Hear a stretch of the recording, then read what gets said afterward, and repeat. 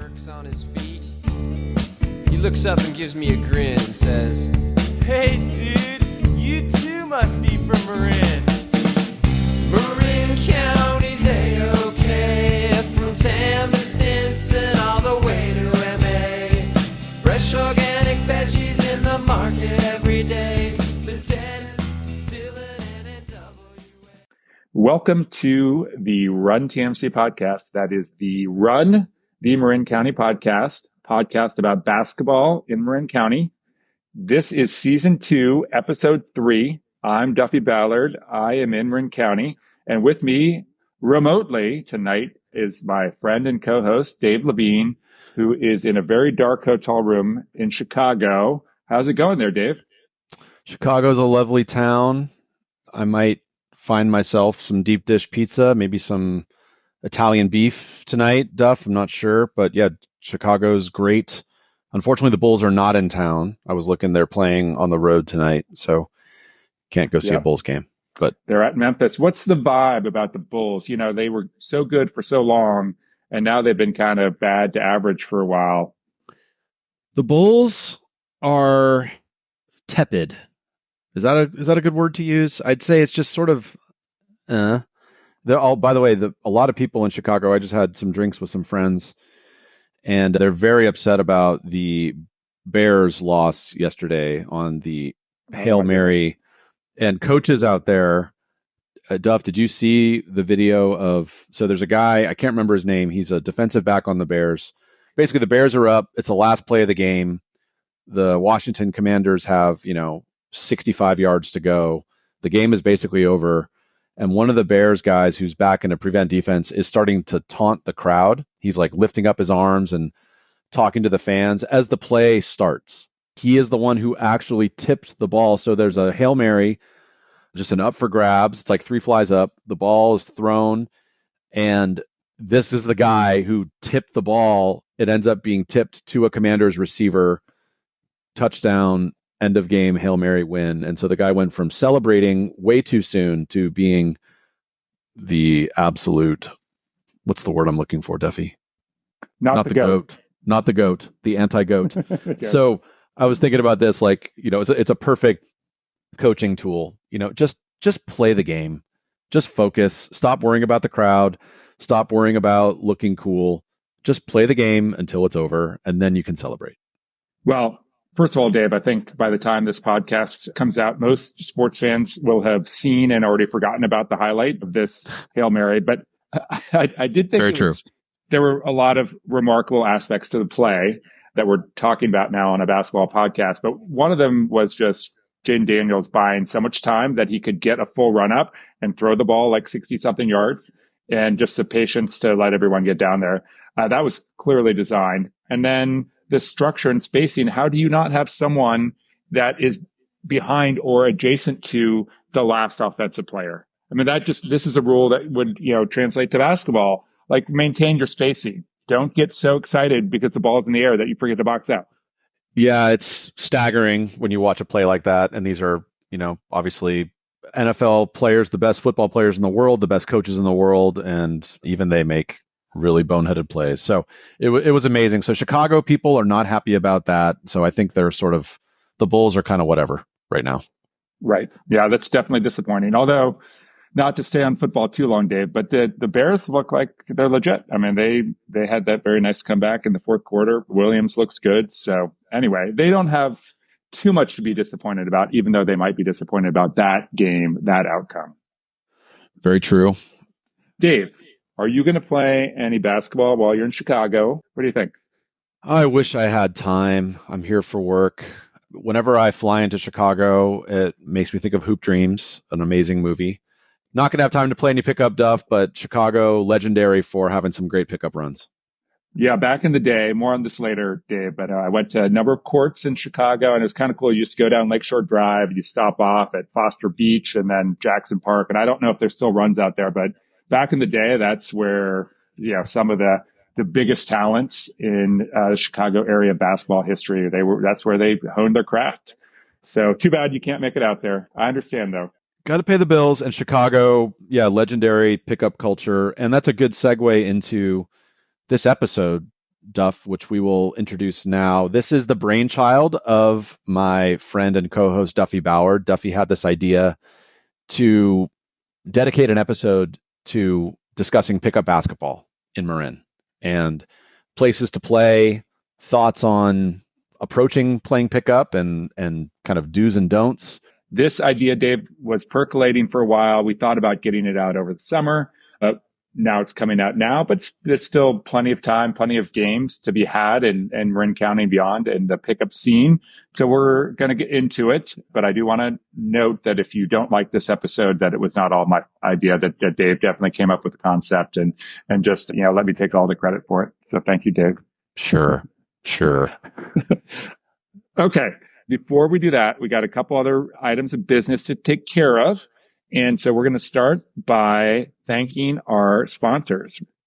Let's start with Batiste Rum. Duff, our friend John Lawson, a new sponsor. Batiste is a fantastic rum. I have had it. I enjoy it immensely. Batiste, and rum is spelled RHUM. You can find it at restaurants throughout Marin, at retailers. It's made the right way. It's environmentally conscious. It's delicious. It's natural ingredients. It's a really cool product. And I'm excited to have them as a sponsor. So thanks, John and Batiste Rum. And thank you to the Hub. So you can find friends, family, and fine food at the Hub in San Anselmo. You can also find Tesla chargers, electric EV chargers, very convenient located. Just hop, skip, and a jump away from the Hub. And thank you to our friends, Rebecca and Jerry. You will hear from Rebecca later on this episode. She's awesome, as are you, Jerry. And of note, our last podcast, I mentioned they didn't have a hazy IPA on tap at that time. Subsequently, Dave, you and I were in there last week, had a nice dinner, and they had a Henhouse hazy IPA, and Jerry brought me one within about 30 seconds. So thank you to the Hub. Duffy, we're just getting into basketball season.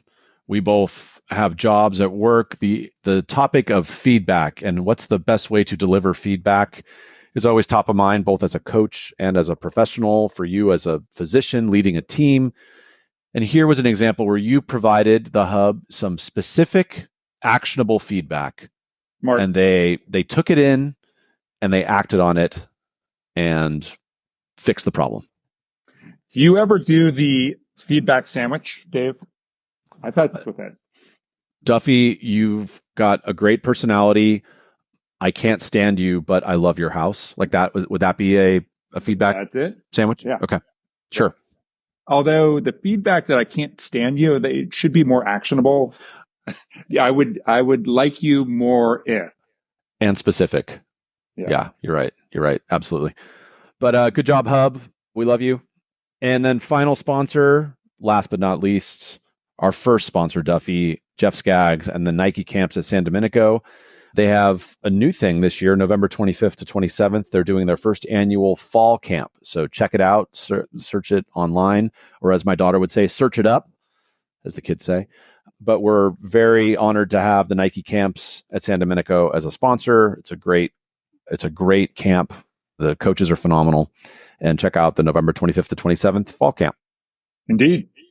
All right. Thank you, Dave. So we are going from sponsor time to dime time. So you're going to dish out a dime for us today. And by the way, Dave, I looked this up real quick. Mm-hmm. Did you know that in 2022, the U.S. Mint they minted 3.134 billion dimes, the highest production year ever for the dime. I doubt we will get to that many dimes this season, but you never know. I'm surprised by that number. I can't remember the last time I looked at or used a dime, and I'm confident that our children don't know what dimes are. But anyway, this dime is not a newly minted dime. This one's a little bit old, but it's an oldie but goodie. So I have a recommendation for a documentary, Duff. It's a Netflix documentary that came out a couple years ago. It's called The Redeem Team. I'm guessing that a lot of our listeners have seen this movie, but first of all, it's a entertaining movie. It's a great watch. So I love a good documentary, regardless of topic. This one happens to be about a topic that I find fascinating, which is the USA men's Olympic basketball team in 2008, which was a very challenging, coming off a challenging time for the USA basketball Coming position. off the Gator. Mm-hmm. Yep, absolutely. So, really not to get too much into it, but post 9/11, 2004 Olympics in Athens, Greece were not a very good showing for the team. They just didn't have a lot of cohesion. The team took bronze, which for the U.S. is really bad. They are accustomed to winning gold. And so this movie tracks the development of USA basketball and how they came back to international prominence. And a really cool message of the movie was, the U.S. is always like, if you look at the rosters of the Olympic team, which you can do online, every year the USA is stacked. We have talent for days, but we don't always win. Particularly in 2004, we had tons of talent. We didn't win. And that's because these international teams were playing together for years and really building a team culture and cohesion. And a few weeks of training together, right? And trying to mesh all these egos, get put into one room. And exactly. Try and figure it out. Yeah, exactly. And so what the U.S. did is they hired Jerry Colangelo, very successful sports executive, to kind of run USA basketball. His first move was to hire Mike Krzyzewski, Coach K, as the coach. Incredible coach at Duke. And Krzyzewski, over multiple years, put together this team and built culture. He had, U.S. military generals come in and speak to the team about the importance of sacrifice and teamwork and what real sacrifice is. And just anyway, there's so many great anecdotes in this movie. One that I really liked. Give us one. Yeah, I'll give you one, and only one, Duff. It was clear that a turning point for this team was when they convinced Kobe Bryant to join the team. He initially wasn't going to be a part of it. He then joined about a year or so in, and the team would train in Las Vegas over the summers in the years leading up to the Olympics. And as Kobe joined the team, the team was already stacked with talent. They had LeBron James, Carmelo Anthony, Dwayne Wade, Jason Kidd, Chris Paul, Dwight Howard. I mean, they had a bunch of really good players. And the guys, these are guys in their 20s and 30s. They're in Las Vegas. There's a lot to do. So there's one great moment where they were telling the story that the guys all went out to the clubs in Las Vegas. It's Friday night. They go out and they have a good time, and they're coming back, and they show up in their hotel at around 5 or 5:30 in the morning. And as they're coming back from the clubs, they'd run into Kobe Bryant, who's in his workout gear, and he's heading to workout. And he sees him in the lobby, and he says, "Hey, I'm gonna go lift right now." And it was an eye-opening experience, I think, for those guys. I think Chris Bosh is the one who pointed out, like, all right, if Kobe's doing that, maybe we should stop going out late at night, and maybe we should start getting up early and working out. And so that's kind of the tone that Kobe set for that team. They obviously go on to win the gold. It's a great movie. There's so many cool stories. I highly recommend it, particularly this time of year, Duff, as we're gearing up for the season. Just really cool. Now that you have totally given the entire plot away, I thought you were going to say they won the silver, Dave, but they overachieved. And Kobe gave his teammates like a visual feedback sandwich. Like, right. He's like, "Oh, you guys had fun. Look at me. You're not training like me." Exactly. You guys should get your act together. All right. Good callback, Duff. Yes. I actually haven't seen Redeem Team, so I am going to put that one on the list. It's going to moving towards the top of the list. So thank you for that. Thank you for that dime, Dave. And I do want to note before we move on to the major theme of this episode, I'm not going to get too political. Dave, I can be a little political. I'm not going to get too political other than two items. Number one, please vote. And number two, I am with the movement, as you referenced earlier, Dave, another callback, that we should just do away with the penny. Maybe the dime too, but definitely the penny. Because you know how much it costs to make a penny, Dave? Whoa. Tell me. It costs almost 3 cents to make a penny. So it's a loss leader. It's like a lottery ticket. So in business school, we did this study about the expected value of a lottery ticket is substantially lower than $1. It's a bad bet. So it sounds like the expected value of a penny for the U.S. government, it's not a winner. Yeah, and they mint billions of pennies every year to just replace the ones that you and I throw away. Anyway, Duffy for president. About this.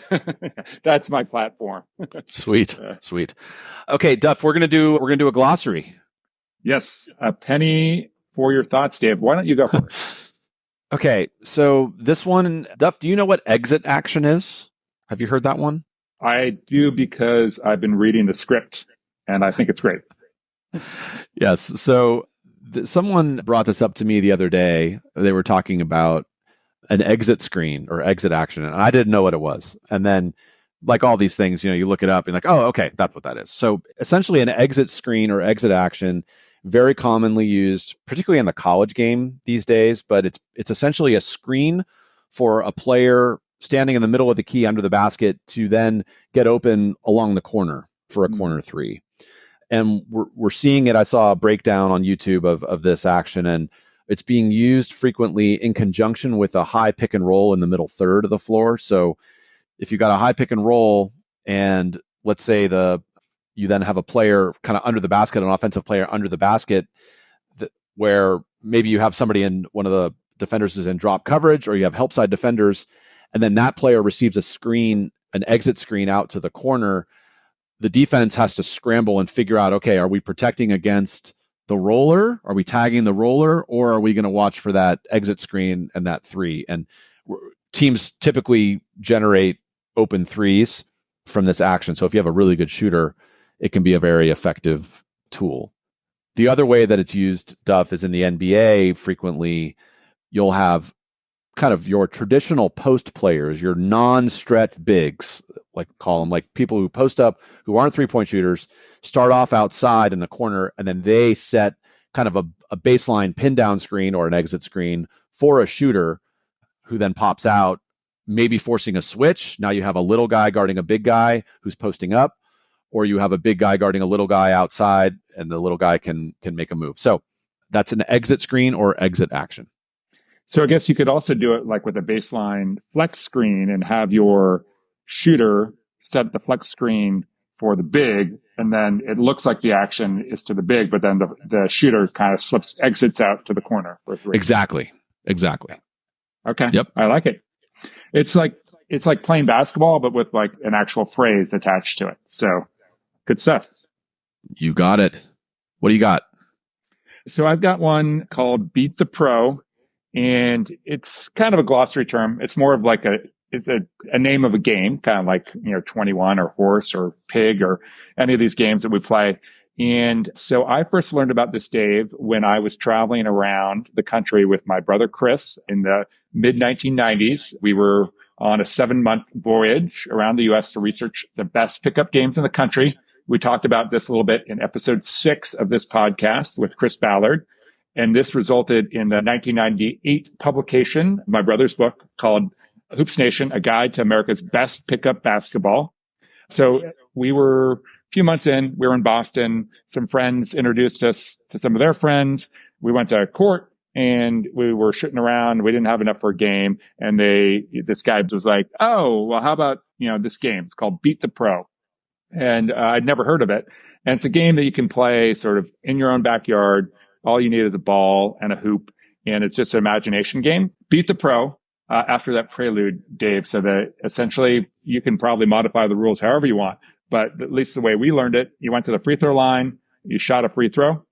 Before that, though, you picked a pro that you're playing against. So, Dave, we'll do the exercise with you. Who are you playing against? Who's your pro? I'm going against Dallas Mavericks shooting guard Klay Thompson, Duffy. Okay. He's off to a good start this season. That's a good, perfect choice. All right. So you're playing against Klay Thompson. You go to the free throw line, bounce, bounce, bounce. It's a high pressure free throw. 3 points are on the line. You shoot the free throw. You make it. You get 3 points. You miss it. Klay gets 3 points. So let's say you make the free throw. So you're up 3-0. And now what you're going to do is shoot some shots until either you win or Klay wins. And the shots are going to be Klay Thompson-like shots. So what are you thinking? What type of shots are you taking? I'm spinning the ball out to myself and catch and shoot threes, or I'm going to spin it out, simulating coming off a pin down. I'm going to pump fake, take one dribble, shoot a pull up. Yeah, maybe two dribbles and like a high release baseline shot. Yeah, so Klay Thompson shots. And so if you make these shots, every one you make, you get a point.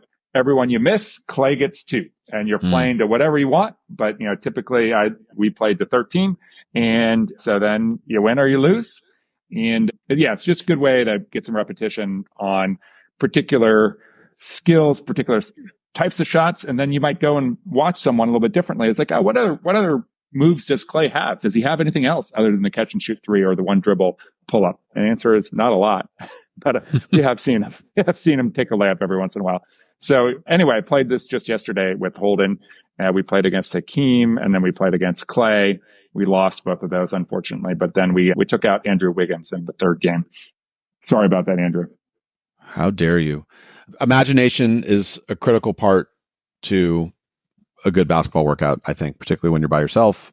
I used to play a game very similar to this when I was a kid. I'd, pretend like I was going up against Chris Mullin, who was my hero. Same idea, make a shot, you get a point, miss it, Mully gets two. And it makes it more fun, and it makes you play harder and get a good workout. And how many times, Duff, do we see kids these days? I sound very old, but they're quote unquote shooting hoops, or they're working out and they're in their Crocs and they're getting up, 10 shots in 10 minutes. You play a game like this and you got a sweat going and there's competition and you're competing and trying to beat your time or your score. It's great. It's a great one. I'm glad you brought it up. Thank you, Dave. So another pun coming, Dave, but we're going to exit the glossary and we're going to move on to talking about pickup basketball. And we're going to start by talking about what we heard from some of our fans and basketball buddies about places to play in Marin County. So quick review. We can, give you more details if you're interested. You could email us at the Run TMC podcast at gmail.com, or just hit us up on Instagram. We can give you more details. But suffice to say, Dave, this is not all inclusive, but we did capture some of the active pickup runs that are really more adult focused than youngster focused, unfortunately, in Marin County, going on right now. So we'll mention to start the JCC, the Bay Club, and then the Olympic Club in the city. They have regular runs. We're not going to, go through their set schedule, but you can, if you belong to those clubs, you're going to probably have an opportunity to find a good run. So moving past those, Dave, why don't you tell us about a game you could find on a Monday night in Marin County? Yeah, so shout out to our friend Thomas Gilbert, who gave us some info on this one. I actually went to this game a couple times. I haven't been in a while. Duffy, I'm old and everything hurts. But when healthy, this is a fun one. It's at the Fairfax Pavilion on Monday nights, 6:45 to 10ish, or whenever the last game wraps up.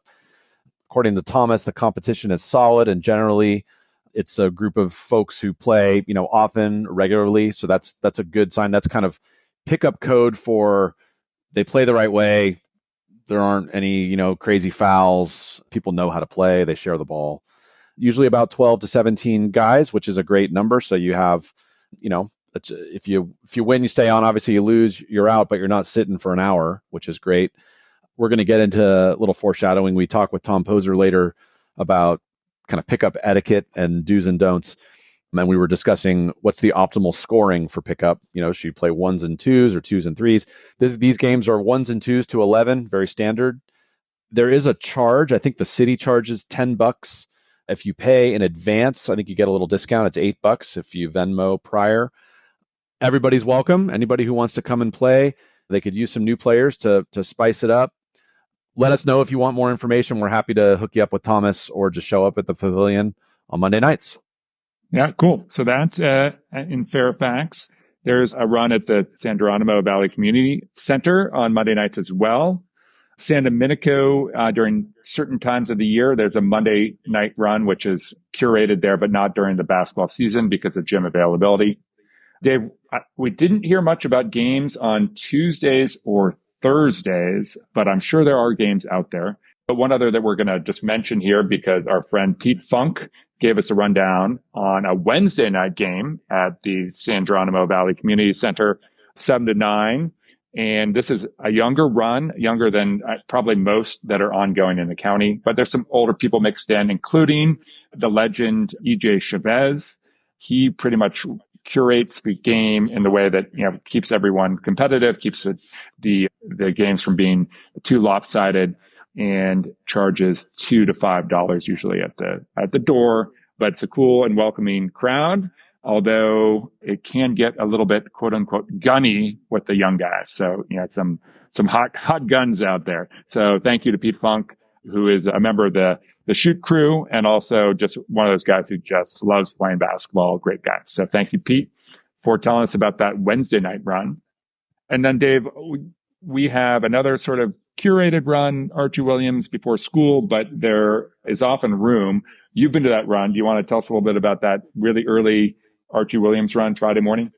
It's a great one. The thing I like about that one, and look, if people want to go to these runs, that's great, but also maybe it gives you an idea that you could start your own, right? We just want people to get out and play, and pick up basketball is an amazing workout. I think, who was it? Deneen talked about, someone made reference to, there's nothing quite like a hoop sweat, right? It's just different. It's a different kind of workout. The great thing about the Friday morning Archie Williams run, though, is the games are quick. We play games to 5x1s. So you're on the court, you play hard, but 12 minutes later, you're done. You get a little break, or if you keep winning, you stay on. But they're quick games, and they're efficient, and it's a great group of guys who really know how to play. A lot of high school coaches, so there's great movement. That we're getting swings and back cuts and split action, and it's good basketball. Yeah. It's fun. You get a sweat in. It's difficult to get up early. I will admit that, Dave. But every time I do it and go to that run, and then by 7:30, like I've already had a great sweat. I'm like, okay, ready to go for today. So that's a good run. There are others. I know the Marin YMCA. I didn't mention the Marin Y. The runs are not as robust there as they once were, but there still is a 5:30 run there that occurs fairly regularly during the week. And then on the weekends, a lot of different options, including at San Geronimo Valley Outdoors Court, which that's a game that's been going on for a really long time. And then at a bunch of the middle schools, including at Kent, an older group on Saturday mornings called the Kentfield Weekend Warriors. That's been going on for 20 plus years. Thanks to our friend John Wilkes for noting that one. And then on Sunday, also a bunch of options, including the shoot game out in Sleepy Hollow, which is a feature here of the back end of this episode. Dave, before we get to the shoot group, as an additional intro, I do want to note that there's one pickup location that is not noted that historically we've talked about, and that is the outdoor courts at Archie Williams, formerly known as Drake. You might see people shooting around on those courts, but they're in a different location than they used to be, and there's no longer the vaunted weekend games, unfortunately. Unfortunately, part of the fabric of Marin, we've talked about it a lot. We won't bore people again with our waxing poetic about the Drake outdoor courts, but too bad. I miss those days. I am going to read from Hoops Nation. Now, granted, this is 1998, but there was a review in Marin County of two courts. One were the Stinson Beach courts, and the other, the featured review was of the Drake courts. And this is what my brother wrote. In Marin County, a wealthy area where the hood refers to a part of your Lexus, well-heeled talent plays at Drake High School, Sir Francis Drake Boulevard, and Aspen Court, home to the best ball north of the Golden Gate Bridge. The high school team won a state championship in the early 80s. That is true. And the tradition is carried on at the dirty, dusty outdoor courts adjacent to the school. After you're finished playing, head down the road to the high-tech burrito where they serve up the best burritos in the country. Whoa. In the country. Pump the brakes, CB. Not a sponsor. We love you, high-tech burrito. I don't know if we can say they're the best burritos in the country. I don't even think they're the best burritos on Sir Francis Drake, but they're good. They're fine. But that was strong words right there from Chris. I think Chris would like that one back. I doubt that he would endorse that again today. No offense, I go to high tech all the time, but there are other places that are quite good as well. High tech, we love you. All right, so Dave, we're going to come back to shoot, and we're going to splice together some clips from the shoot tournament and talk a little bit about that game. You did some excellent reporting. So we're going to, as I say, we're going to come back to that. But for now, we're going to bring our conversation with Tom Poser to the forefront of this episode. And you're going to do just a little bit of a preview of that. Yes, Tom Poser. You could go back to episode 2 if you want a refresher on him. He's one of our good friends, and he's, I say this unbiased, I think one of the best coaches certainly in the county, if not in the state.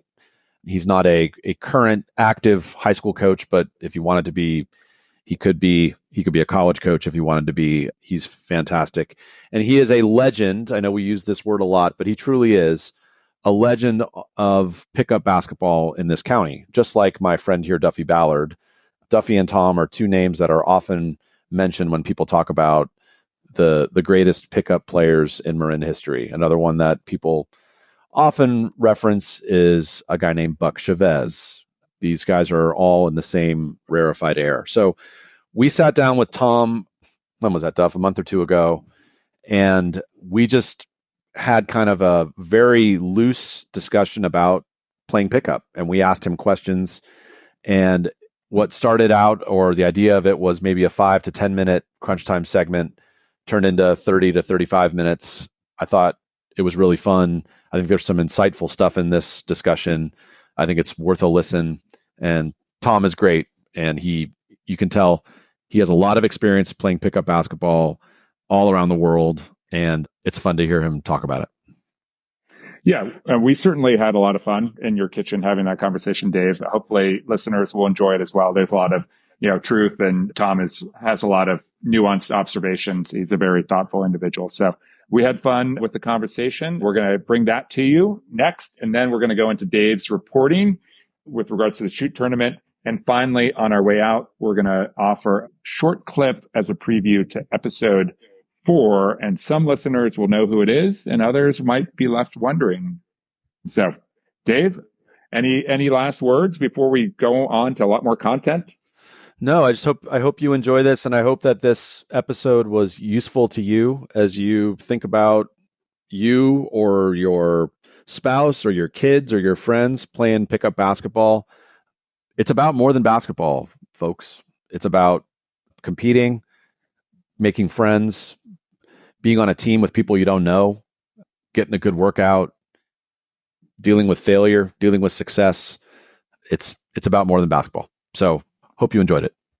Yeah, I think last takeaway is, rather than sitting around the dinner table and having that conversation about immigration or climate change or anything else, political, Dave, why don't we just ask people who are the legends of pickup basketball in Marin County and just start that conversation? And thank you, by the way. I think you're far too kind. No, it's not true. You're a legend. Yes. Well said. Enjoy it. And we'll see you guys out on the court. Mm-hmm. Well, we have reached time, Dave. Duffy, what time is it? It is extended crunch time. Extended crunch time. Over crunch time? It's gonna Crunch overtime? There's gonna be a rubble of bricks to crunch through. Extra crunchy time. Yes. We have with us our friend and colleague and basketball expert in many different ways, Tom Poser. Welcome back, Tom. Tom Poser, ladies and gentlemen. Our live studio audience. Thanks for coming, Tom. Nice to see you. Yes. So what we're going to do is we have some crunch time questions. Tom has not been pre-exposed to most of these questions, so you'll just get off-the-cuff reactions, and these are all about playing pickup basketball. I'm ready. I'm prepared. I've been reading The Inner Game of Tennis. Self-1. Just to criticize myself. Self-1. There's only self-2. Self-2. Self-2 is present. Yep. Self-1 is not present. Yep. Let's get into it. Let's do it. Dave, any ground rules? No, I just want to say that we have a special guest in addition to Tom, Self-2 Poser. Our dog Bogey is letting his presence be known by pitter-pattering around. So if you hear some clickety-clack, it is not Duffy practicing his tap dancing. It's Bogey. Is that the dog that I rescued from under your deck? No, that's June, the other one. Is that the dog that eats the garbage? No, that's June, the other one. Bogey's being framed Bogey's staring at the corner. incorrectly. But June is here too. June is here too, but just being more subtle. Where's Kenya? Our normal podcast dog is not here. Kenya, I should have brought Kenya. Should have brought Kenya. Blood. Okay, let's get into the questions. By the way, if you're scoring at home, Kenya would be a post player. June would be kind of a shooting guard, and Bogey is certainly a point guard. I think Kenya is setting screens, and she's just going to set one screen, and it's going to be in the middle of the floor. Yep. It's not going to ever move. And she's not going to move. And she's not going to roll. She's not going to pop. Right. Mm. Yeah. Okay, go ahead, Duff. Okay. Call your own fouls or let the defense call their fouls? Both. I've never understood the question. I've never understood why one game would be call your own and the other one would not. A foul is a foul, and it should be called by someone. I personally call fouls when I foul people. I think it's unfair and ridiculous to foul someone and not call a foul. But you also have to play to the level of physicality of the game and understand that calling fouls when fouls are not being called is wildly inappropriate, whether you're on offense or defense. Sometimes I take the Bucky Chavez tack of I would never, ever call a foul if I'm on offense. So I think I call way more fouls when I'm on defense, and I try to never call a foul when I'm on offense. Best I can. What is the generally accepted global method? Is it to have everybody call fouls, or is it defense call fouls? When I'm playing with the type of people that I want to play with, defense calls it. I feel like it's the moral and ethical way to play basketball. I think if you call a foul and you have the ball, it better be a shot to the shooting arm. It better be a hit to the face. Right. Now, that's different when you're playing with refs, because refs' jobs are to call things fairly. So I will get upset with refs that don't call fouls, and those same exact fouls I would not call if I was on offense in a game of pickup. There's a code of some sort that I can't quite explain. But if you were to call it, would you say, and one? No, I'm confident I've never done that in my whole life. Now, there's legend has it that some of the great pickup games ever played were Pauley Pavilion at UCLA with, Magic and the Lakers who are in town. And Magic apparently would either score or it's a foul. He would call a foul every time. There's some people that I can think of right now that I haven't played pickup against in a decade, that if I saw them on the street, my first reaction would be ill will. Because of... It's talking to you, Magic. There's an unnamed guy we used to play with in the morning run at Bay Club, and he would create contact and call fouls. And I would pull him aside and have a conversation because this bothers me so much. I'd be like, if you're throwing your shoulder into me, you don't get to blow the whistle also. His nickname is Ill Will. Thank you. Go ahead, Duff. Good answer, Tom. Really good answer. Really well done. I'm ready for more. Self-teams prepared. Okay. Shirts and skins or jerseys? Does it matter if you're inside or outside? I grew up shirts and skins. I've evolved as a human, I suppose, or been put into a corner is probably the better term.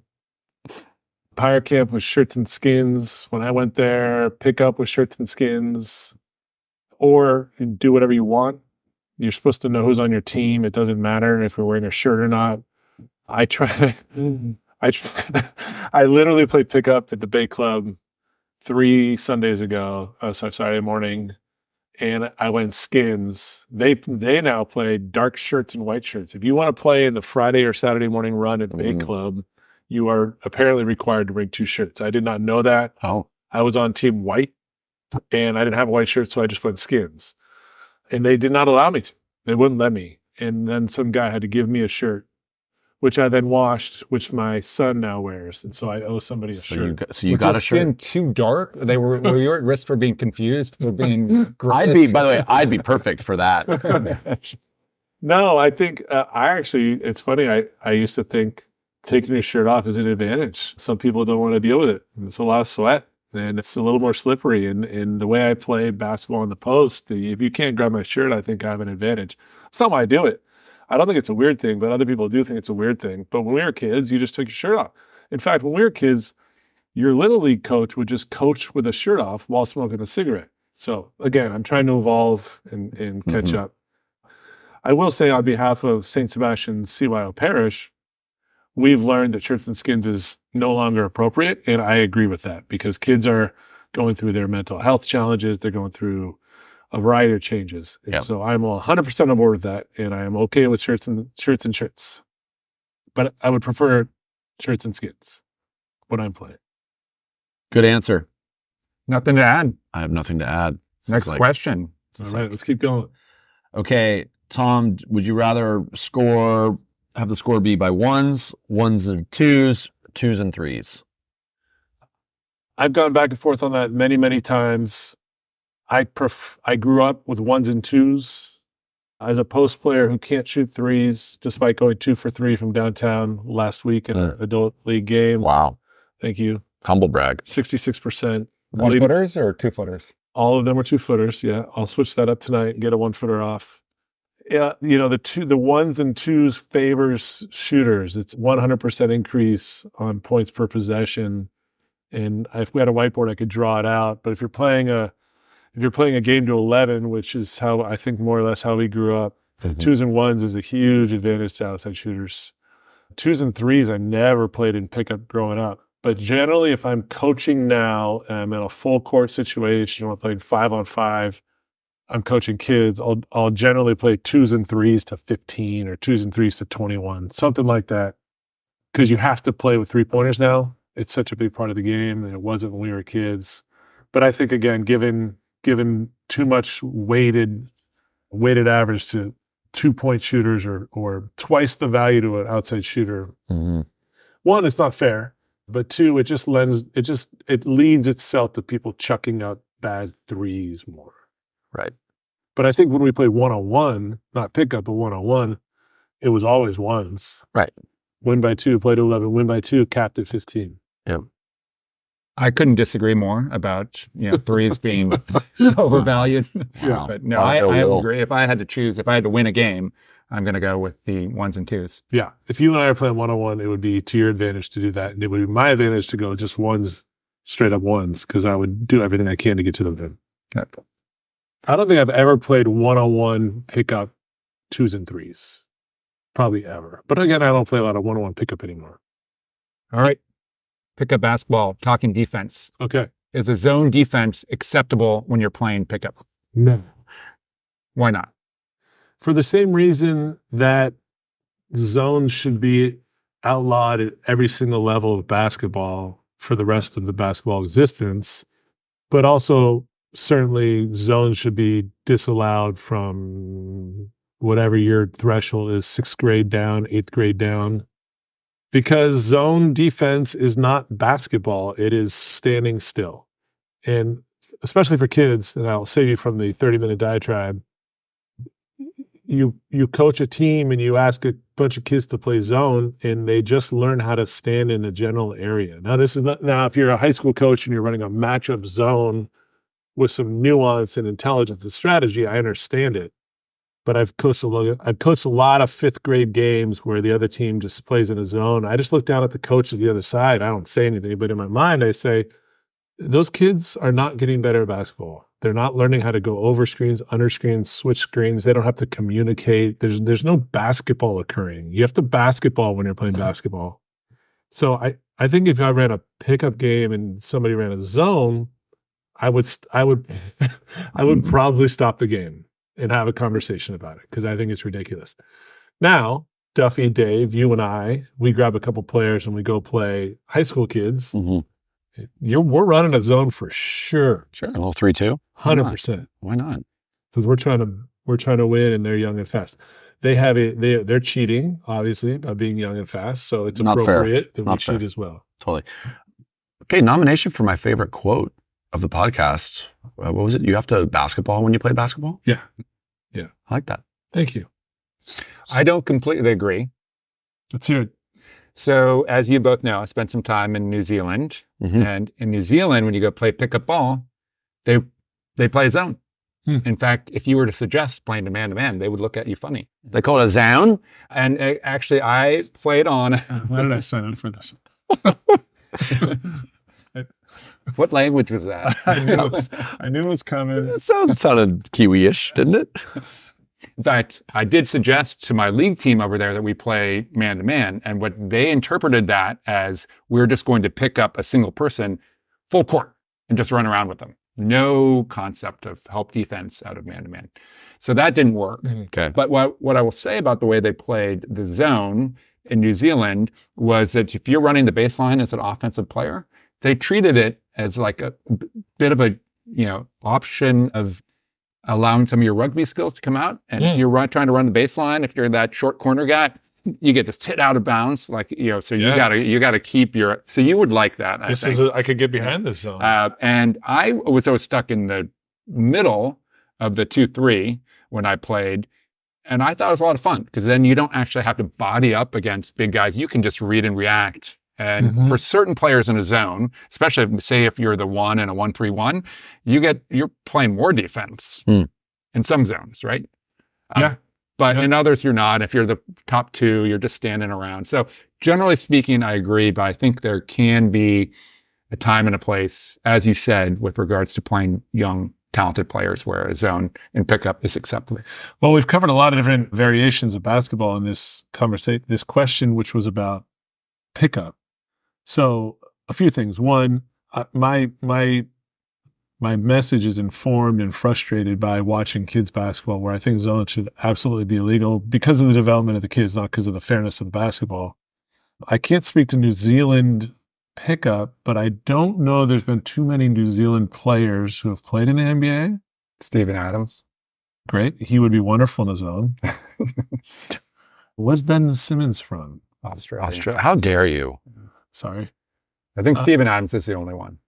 Yeah. So maybe that hurts your counterpoint there a little bit. Googling New Zealand NBA players. Well, don't get me You're wrong. with you. Pickup basketball in New Zealand is, not a top-notch endeavor.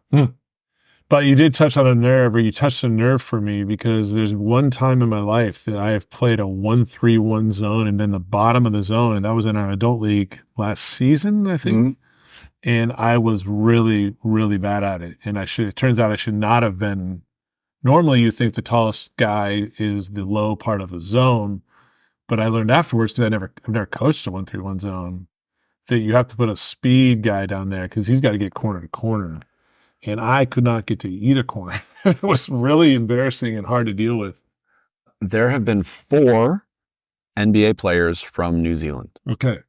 Are they legit New Zealand, like Steven Adams, or are they one of those born there, moved here right away kind of players? I can tell you that at least 2 of them are legit New Zealand. I'm sure. I think they were all born there. Okay. One of them, I'll give you a hint. He went to college in the Bay Area, and he's had a successful career in the front office. Deladova. No, he's a Bitcoiner. Sean Marks from Cal. From Auckland. And then Aaron Baines. All right. Washington State.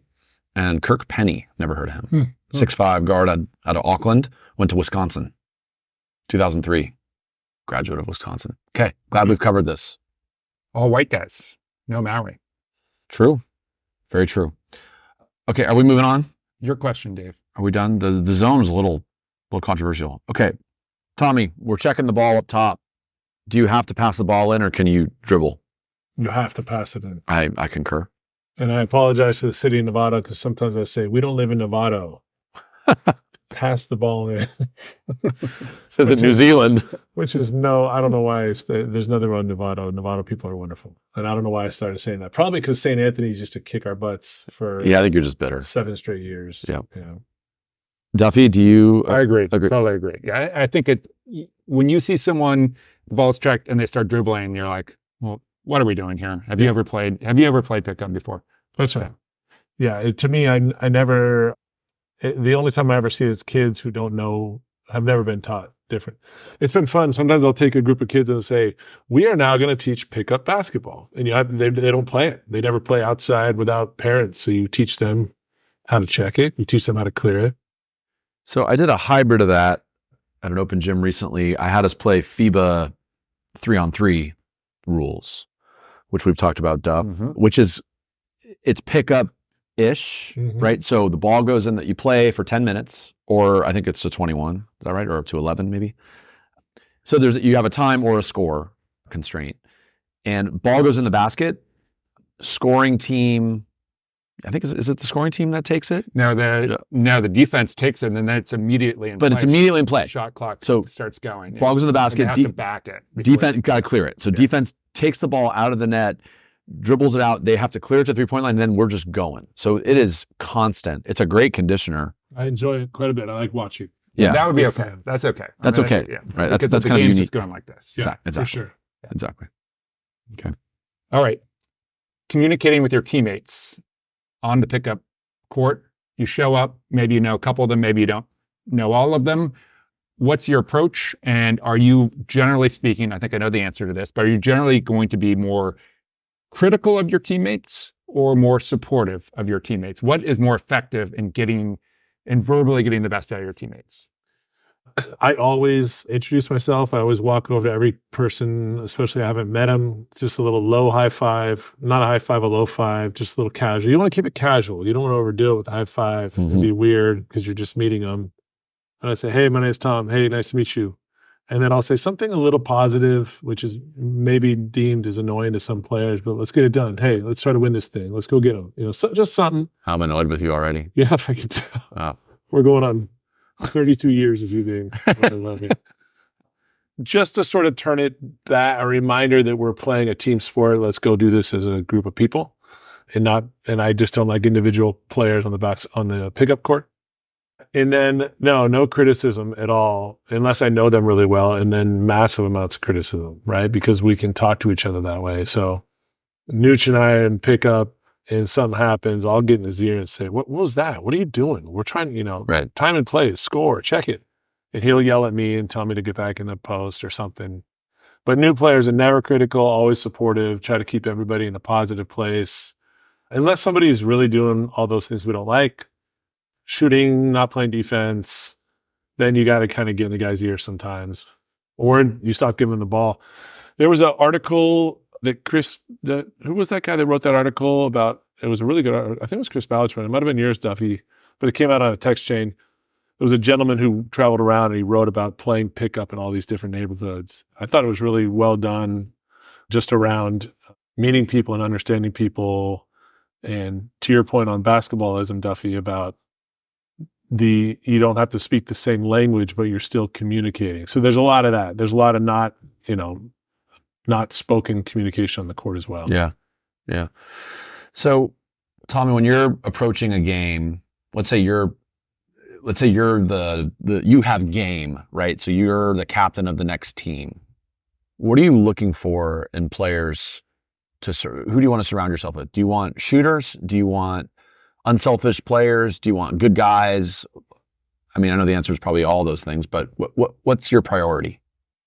Well, if you're new to a court and you don't know anybody, you take a light approach, certainly, and I generally don't try to team build. But if you've been at a game for a while, for an hour, or you've been going to that game for a while, you know who knows how to win. The key is to win, because in some of these games, if you lose, your day is over. You can't wait the 5 games and keep playing.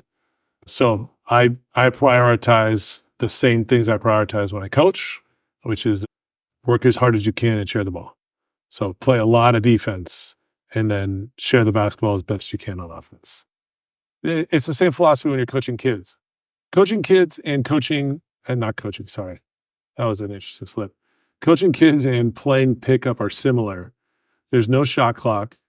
And if you move the ball well and set screens and cut, you will absolutely get a wide open shot somewhere, somehow. Yep. And so why shoot a bad shot? You don't have to. Wait and work and you'll get it. And then, when you're playing pickup basketball, if you're playing help side defense and you're doing drop down rotational defense, every shot they shoot is a bad shot or a low percentage shot. So your odds of winning in pickup are not that hard to increase. Just play really good defense and share the ball, and your odds of winning skyrocket. Much like 6th grade kids. Absolutely. Go ahead, Duff. I believe the dishwasher has completed its cycle. Yeah, it's only gonna make about 73 more beeps. June is available to unload. Yes. So I have Chris Ballard's book, Hoops Nation, here. I'm going to save this reading in question for my next turn, Dave, but because I want to follow up on the winning. And so if it's game point and you have the ball, what are you looking for? And in particular, are you thinking that now you have a team of 5, but like this last play, you're going to try and restrict it to you and one other, or 3, and you're freezing someone out because, you don't trust them to take the right shot? What's going through your mind as you're checking the ball up for game point? Are you taking the ball out? Are you going to be on the block? What are you thinking? Good question. Certainly, if you could draw it up, you would want your best player shooting the best shot you can get, or you would want one of your best players shooting a high quality, high percentage shot that they're capable of making. Much to my own sacrifice, I have a long history of not freezing people out when it probably makes sense to freeze people out. I definitely freeze selfish people. If I know that guy doesn't play defense and shoots too much, that guy is not getting the ball in the last possession if I have any control over it. But I would much rather get the ball in the block, hop step to the middle of the key, draw that second defender and kick it to a wide open player. Even like Bay Club, I've done that, and you have Paul, a 73-year-old guy in the corner who's not a super effective basketball player, but he can shoot that shot. Right. That's his bread and butter. Right. So that's a good final shot for your team. In the shoot tournament, I went out one year, your brother and my friend Chris Ballard, they doubled me every time I touched on the block, and I kept going to the same guy over and over. And it was a 9-10 foot short corner jumper that he hits all the time, and he just didn't hit him that day. So I'd rather keep giving it to him and lose. That was me, Tom. Yeah. That was Dave Greenblatt, who was open in the corner. That's his shot. I didn't want to name names, but that's his shot. Yeah. And Dave's a good shooter. And so I felt like that was the correct thing to do. And every time he missed, you got it. Keep shooting. You got it. Look, a good shot's a good shot, right? And I felt like in that situation, me shooting a bad shot double teamed is not just selfish, it's just lower percentage. I agree with that. I would say I would probably freeze someone out at the beginning of a possession for game point. Like if I'm going to pass it to the guy who doesn't know a good shot, if one hit him in the face, then I'm going to not pass it to that player. But if there's some churn and if that guy's open at the end of a possession where we move the ball around a little bit, then boom, take the shot. But I am looking for those guys like Paul, and there are a bunch of them I played with over the years, like Mark, who plays in Marin YMCA. If he's open short corner after some ball movement, I know he's going to hit that shot 8 times out of 10. Yeah, but the opposite works as well. You play, Sean Doherty, Red. His name is Red, Sean. His brother Brian is a tough point guard, fearless. And I've seen it a lot. He's got the ball on game point. There's 3 guys on the court that will not touch the ball. He will not give it to him. And he will just hang onto that ball and work until he gets either the shot he wants or his, the other best player on the court. And that's very effective. If you really want to win, that's the correct path to success. My brother does that. Yeah, he does. He does, yes. He does. He does that intentional. In the open game on game point. He'll dribble under the rim and out the other side and not pass. And he's not being selfish. He's looking for the right. He's got He's one or two things that he's looking for. That's right. Yeah. What's your guys' go-to action? Let's say it's a tie game. We're going. It's 10-all. We're going to 11 by ones, no cap, or that's the cap. So you got to just win by 1. Last possession, you got the ball. What's your go-to action that you'd want to run in a pickup game? In a pickup game. Well, it's going to sound selfish, but get it to the post player. Post entry. Give me the ball. Give me the ball. No, I like it. I mean, look, if you were on my team, Tommy, that's what I'd start with I'd go floppy action. This is what I always do. Like when I'm on the court and it's a close game, I'm just like telling my team, hey, let's just run floppy action, have the 2 wings go through, 2 post players. Let's get it. Let's go to the side with away from the post player that we want to get it. Pass to the wing, have the other post player screen across, and let's get into the post. And let's go from there. Either a player like you, Tom, or Red, or like a really good post player, it's either a basket or it's a foul, and then let's run it again. Well, actually, it's different. The reason I don't say that to score, and I love shooting fadeaways, but you try not to shoot them on game points because there's no rebound, you miss. We can facilitate it inside out. It's the inside out thing. It's that on game point, defense are they'll collapse on you. Super focused on the double team on the drop, and I sell the hole and lower my shoulder, power my way through. But oftentimes I really am trying to bait that guy into taking one more step. So I'll dribble, sort of pound dribble, and you see that helps ID kind of sitting halfway, and then I'll just quick hop in the key, and they're going to come. Yep. And then you jump, kick corner to Paul or to a shooter. Else. Yeah. And then immediately after you pass, I'm swim moving, spinning. I'm playing offensive rebound. Right, rebound fast. Right before the shot's even in the air. Yeah. But again, it's a great example of Duffy. Duffy just hang out in the wing in the slot or the 45 or whatever, get your hands ready. And I'm trying to figure out how to get that ball there. And if they don't double, all right, then we'll do what we do now. How about going, USA Olympic team, just high pick and roll LeBron and Steph, right? So high pick and roll Duffy and Tom, because that's another thing you can do, right? It's another way to facilitate a post entry, but it's another actually. Like I was coaching a club game, an NBBA game last weekend, a really good point guard, really tight game down the stretch, and I just ran pick and roll, high pick and roll off to the side, 5 straight possessions, and we got her going downhill, or we got hitting the roller just to facilitate something. But then you got your other players. So in a pickup game, if you got a pick and roll going, and the other players are sitting there with their hands in their hips looking pissed off that they're not basketball players, like you be ready to shoot, you're going to get the shot, right? They're going to collapse on the driver and kick it out to 3-point shooters. Yeah, I think it's situational, right? So if I was coaching a youth CYO team and I had a timeout on a whiteboard, I would not go post entry. Right. But if we were on a court in the marina in San Francisco together and you don't have a timeout, yeah, you either way you simplify. You don't want to complicate. So what's your best, most simple choice here? Yeah.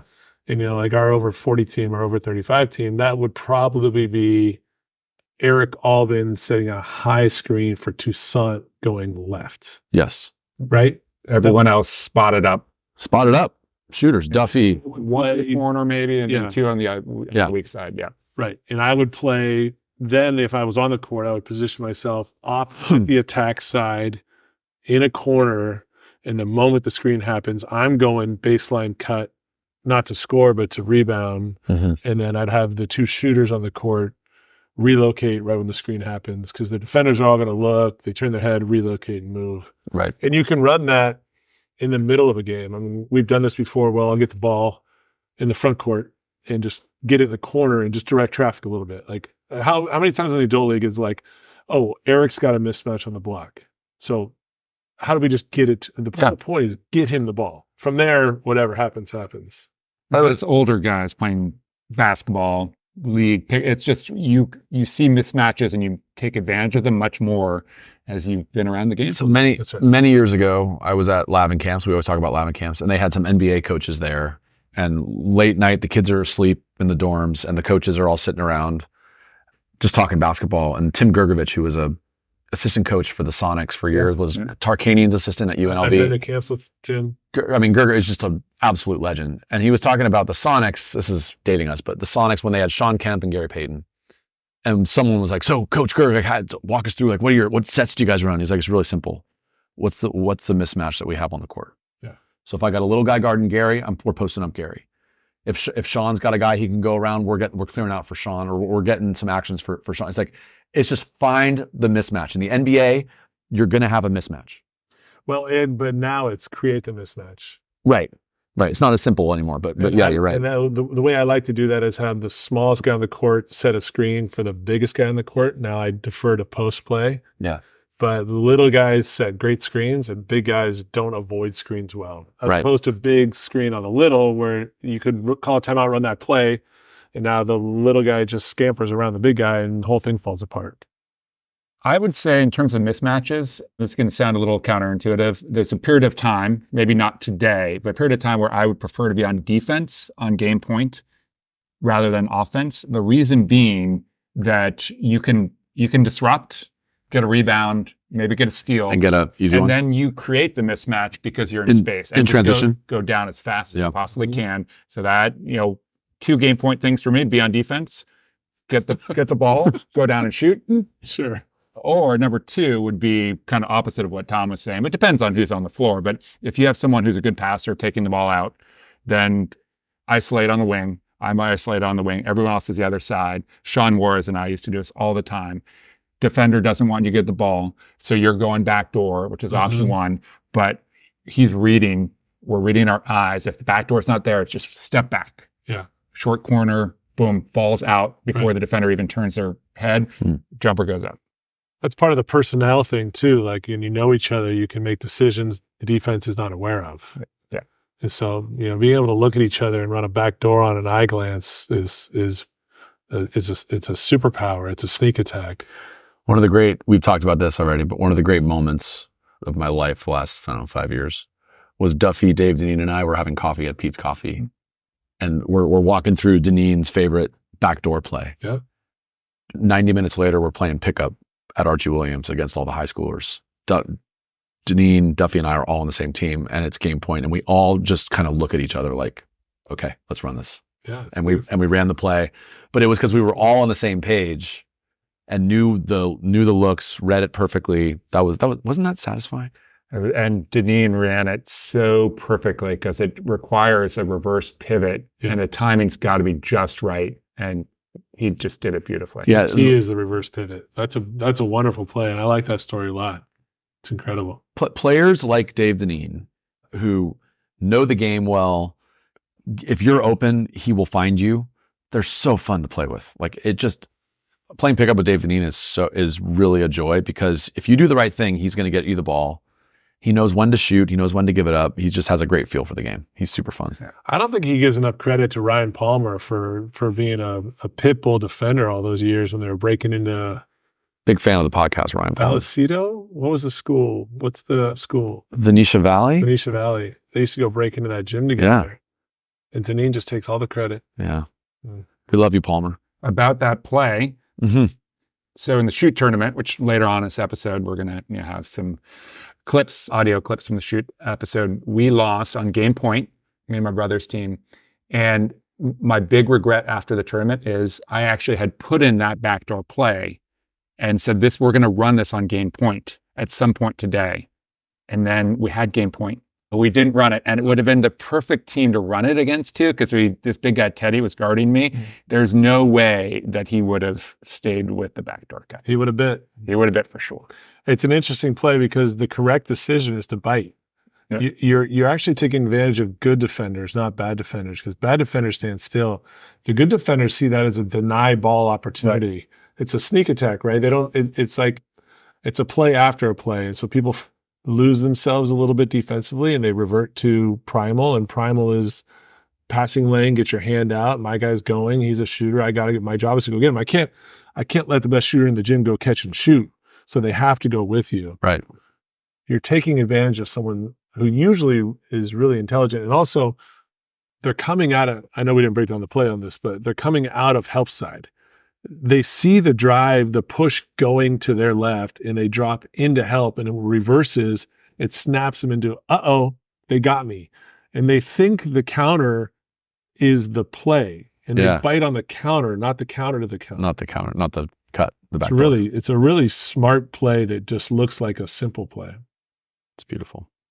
All right. This is from Hoops Nation, Chris Ballard's book on pickup basketball. And this is from a chapter called Flavor of the Game, the Cast of Characters, Pickup Personalities, and Court Fashion. I'm going to read a couple excerpts and then get your hot take. Okay. All right, this is the big man. Go down in the paint where you belong, big man. Hey, big man, stop shooting that. You don't see Shaquille O'Neal shooting three-pointers, do you? So if you're over 6'4", you've heard these admonitions before and are resigned to the fact that you will be called big man wherever you go. And he talks a little bit about expectation of the big man. Mm-hmm. As a result of these expectations, every big man secretly wants to be a guard, and most won't hesitate to bring the ball up the court or start launching threes if the opportunity presents itself. The key to preventing your big man from taking off on wild ball handling binges is to keep them happy by feeding him in the post on a regular basis. We have a regular kennel going on. Do you need me to reread that, Tom? I got the whole thing. I'm just impressed. The dogs are such a huge fan. Does this ring true about the big man? Yeah, it's generational. And so my generation, whatever that is, that was absolutely the truth. We were told, do not shoot three-pointers and go down low and be big.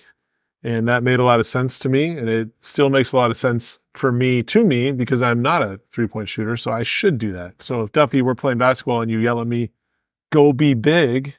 Well, I'm pretty good at being big. So I appreciate that you're encouraging me to be my best self.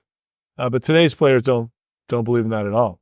The bigger the player, the more they want to shoot. It's easier for them to get shots off. So some coaches even want their biggest player shooting threes because you can be less open and still get a high percentage shot off. I've got one last question, unless you. No, go for it. Right.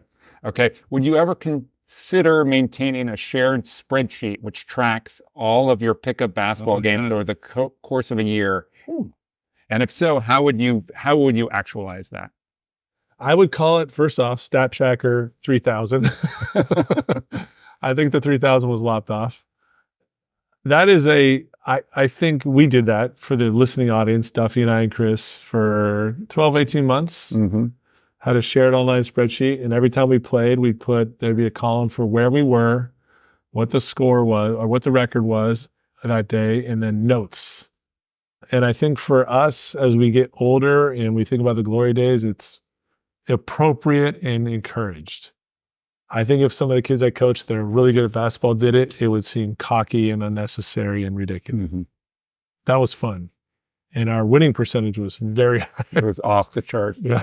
I thought it was great because I would read an entry from Tom and I'd be like, I got to go play tonight. Uh-huh. Like I'm getting behind. And then it just, it allowed you to relive some good moments or some bad moments. And either way, you could process them by typing in the spreadsheet, and you knew that someone else was reading them. Yeah.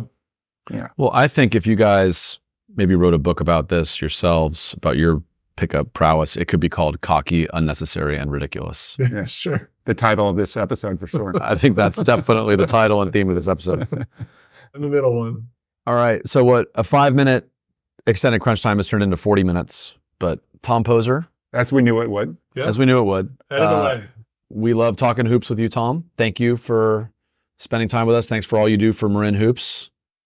Thank you, June, Bogey, the dishwasher, Yeah, thanks for having me. like the whole crew. Yeah, good times. Appreciate you having me. Anytime you want to talk hoops, whether it's recorded or not, I'm all yours. I love it.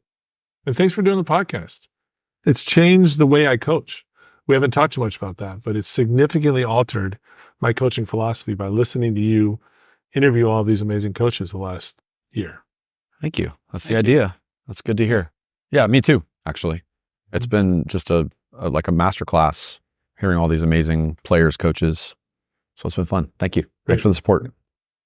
Thank you, Tom Poser, for the time and the insights into pickup basketball. That was fun. Now we're going to hear some clips from the Shoot tournament. Shoot stands for the Sleepy Hollow Organization of Old Timers, also affectionately known as OMB, Old Man Basketball. So here are some clips from that tournament.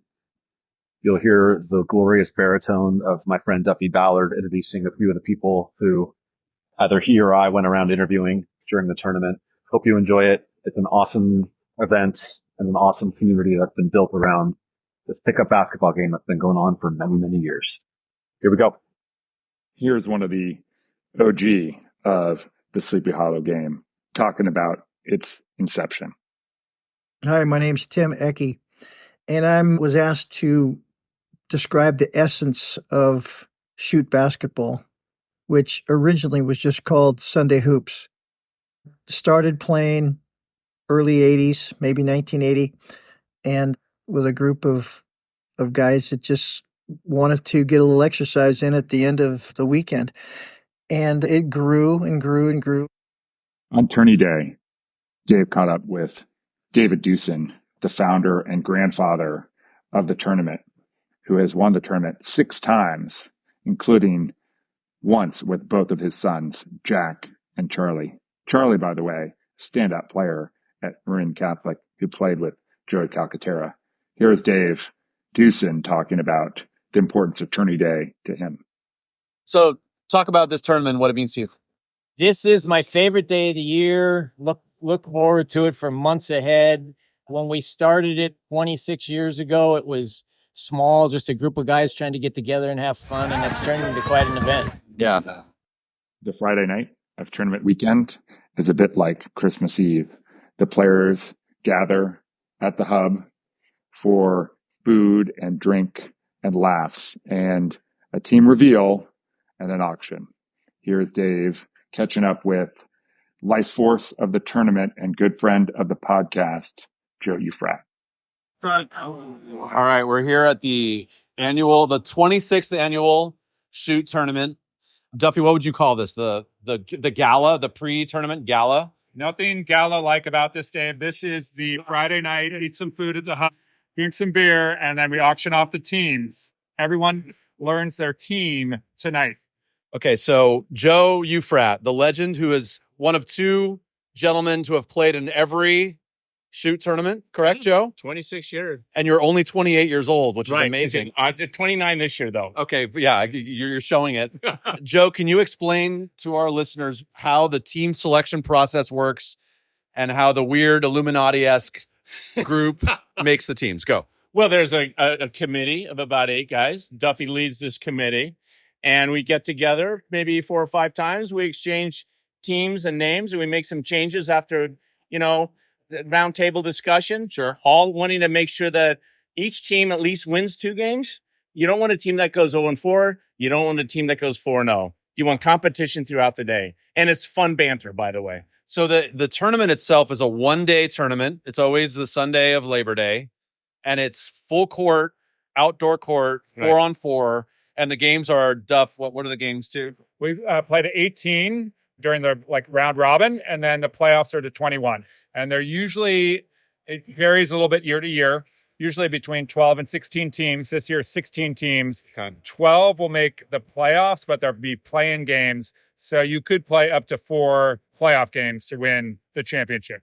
There's a lot of smack talk. Oh, yeah. Absolutely. Especially with the young guys. Yeah. Life is good, Dave. And we're about to reveal all the teams, except for we are going to hold back 1 player per team so people can start to look at the screen. Oh, yeah. And they'll start to wonder, who is that 4th guy? If they're not up there, they'll start to wonder, which team am I on?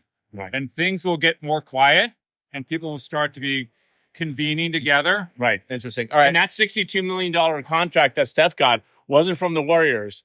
It was from my team. That's right. That's the name that's going to be revealed. That's a big reveal. We're breaking news. Now I'm gonna put our friend Joe Ufrat on the spot here. We did not talk about this before, but Joe, top 3 players in shoot tournament history. Top 3 players in shoot tournament history. I would say Mark Anderson. I would say Brian Ferris. And I have to say my good buddy here, Duffy Ballard. Even though Joe, you're 2 for 3. First of all, that was 2 Marin Catholic guys, right? Yeah. Wasn't Ferris Marin Catholic? I know Mark's and Ferris. Okay. So the third. How about Tom Poser? Is Tom Poser? Poser's played out here before. He's played in, I'm going to go with Tom Poser. Yes. Okay. Those are the top 3. Sorry, Duff. Did I make that list? Duff, you're an alternate. Wait, asked you about the 1 title he won. Oh, yes. The 1 title I did win was with Duffy. Oh, wait. Who shot who shot the game-winning shot? I don't remember. Oh, it was me. It was from half court. Awesome. All right. Well, Duffy, Joe, enjoy the festivities. Good luck. No injuries. Yes. Play hard. Play smart. Hydrate. Liquid IV. And Joe, thanks for being. Joe is a leader in the Marin basketball community. He's a great human. Thank you, Joe, for your time. Thanks, Dave. All right. It is tournament morning, a beautiful, bright and sunny morning on the blacktop. We've gathered around. The tournament rules have been explained, and we have a kickoff from none other than Marin County basketball legend and the most mentioned player on the podcast all time, Bucky Chavez. Bucky does it in his own unique way. One of the greatest events I've ever been to, that the world doesn't all know about, and one of the favorite sporting things. For those who aren't here or couldn't be here, I just a moment for them. There's some of us who aren't. And I'd just like to do maybe just a couple defensive slides. Love to play. I got to play for 6 minutes with Joey. We played 3rd and 4th grade together. And then maybe a push-up. And just to let the vibe maybe push out a little bit. Because this is an outdoor church. With me right now. I've been in a lot of indoor churches. But what a great event. So if everybody could get their stance. in a moment for the world, because as I said last year, if the world was here, I could be a part of this vibe. I just think it'd be measurably a kind of right. So if everybody gets stance now, good low. Feel that stretch. Feel in the quads. Say hello to your quads. Picture defense out. Listen here with the hand. What's the hand? Let's just take a slight step back. Then we'll rotate here 1 step. 1 step back. One more crawl out. One push up. For those who can't see here. There you go. Oh, see it?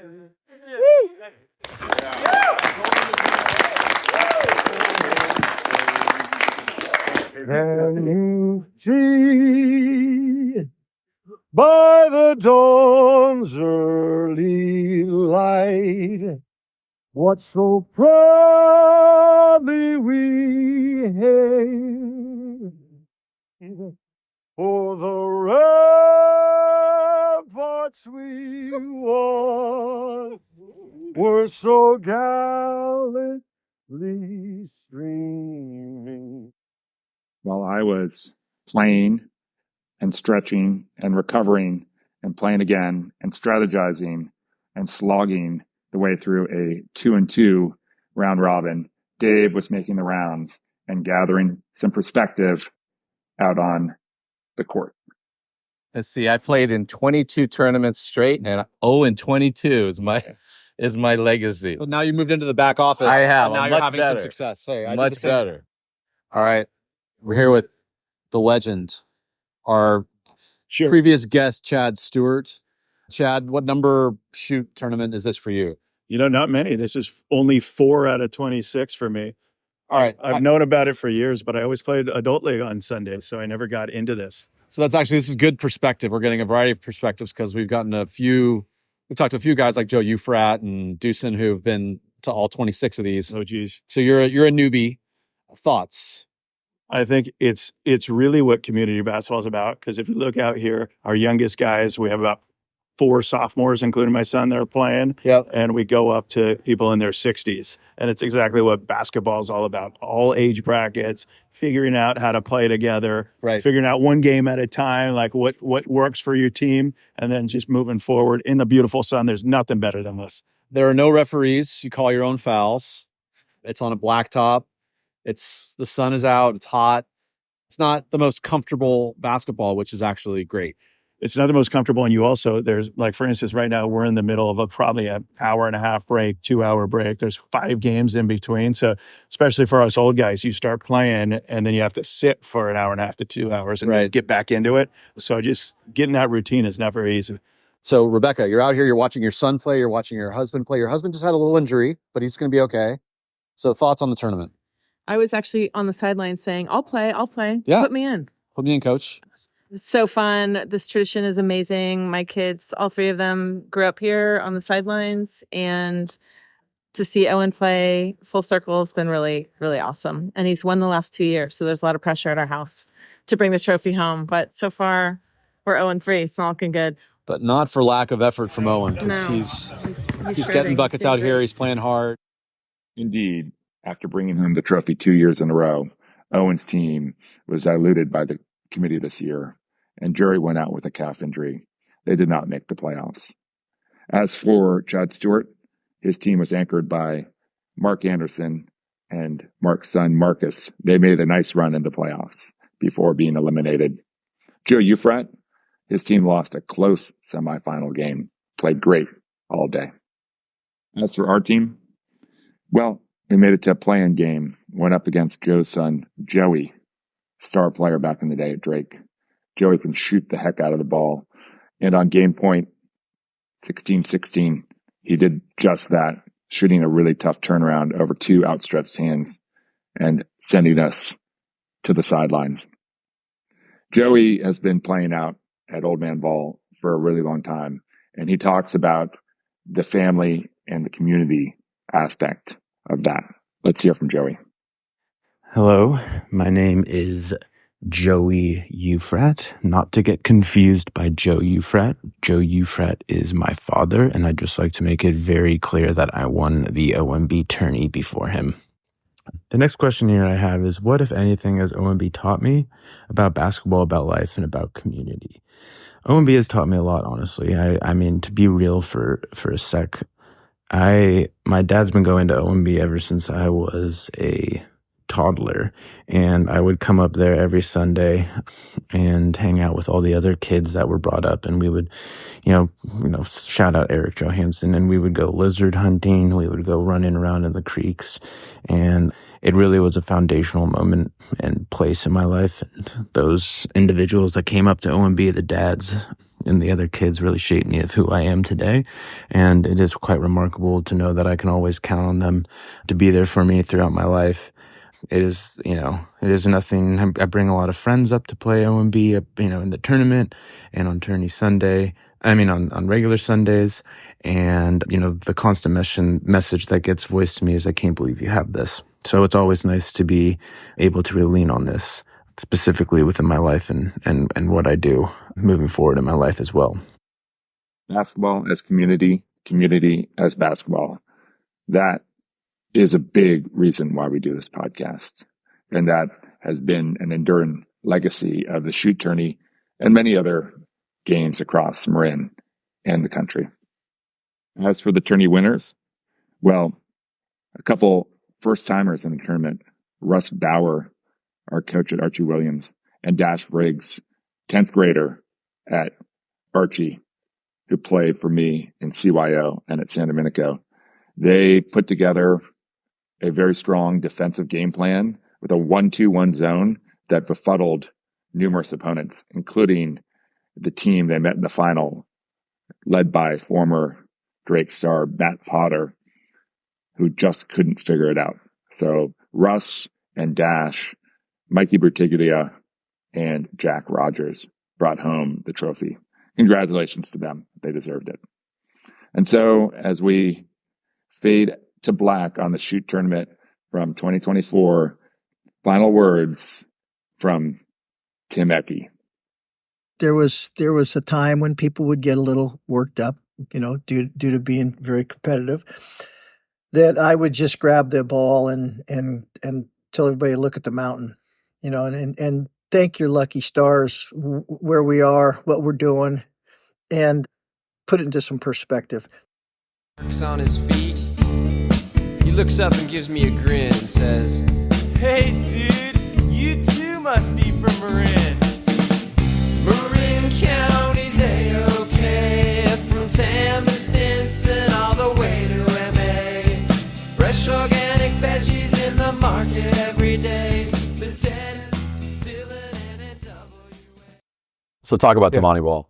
It's one of my favorite things. I mean, during high school, I didn't get to play much Tamani Ball because I was on the other teams, playing, doing track or boxing or whatever, something else. For sport athlete. Right. So you're busy doing those things. But after high school, I was able to play some Tamani Ball. And when I was, in the pros and after the pros, I was able to play Tamani Ball. And playing with Brett and Steve Woodward and, Bobby Mack and Mike Parno would come down too, and Haas Parno sometimes. And then you had the stars, right? You had the Pat Sandals, you had the Eddie Joe Chavez guys, and it was something special. I mean, I had an incredible time. And the thing for me that was so great was I remember the days where, I'd get up, I'd take my oldest daughter to school, I'd go to the YMCA, I'd work out, I'd play lunchtime basketball, and then I'd go and grab lunch, I'd take a nap, and then I was at Tamani Ball. And that was the day, right? And after Tamani Ball, then go pick up the kids at daycare and then go on with your day, right? I mean, those were the perfect days to be able to do all that in one whole day, get 2 sessions of basketball in, and it kept me in incredible shape, right? Basketball definitely made me a better athlete. It super challenged me because I wasn't that good.